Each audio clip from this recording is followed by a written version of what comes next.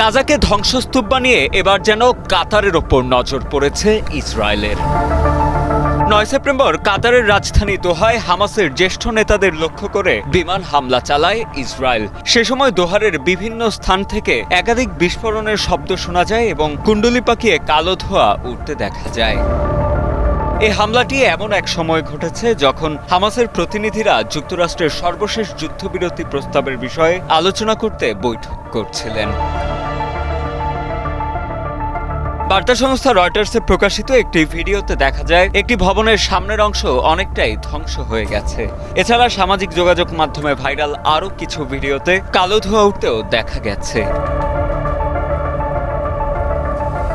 এ ঘটনার পরপরই হামলার দায় স্বীকার করে এক বিবৃতিতে বিষয়টি নিশ্চিত করেছে ইসরায়েলি প্রতিরক্ষা বাহিনী আইডিএফ। প্রকাশিত সেই বিবৃতিতে বলা হয়, হামাসের নেতাদের লক্ষ্য করে সংক্ষিপ্ত পরিসরে এই হামলাটি চালানো হয়েছে। তবে ঠিক কোথায় হামলা হয়েছে সে বিষয়ে নির্দিষ্ট করে কিছু বলা হয়নি বিবৃতিটিতে।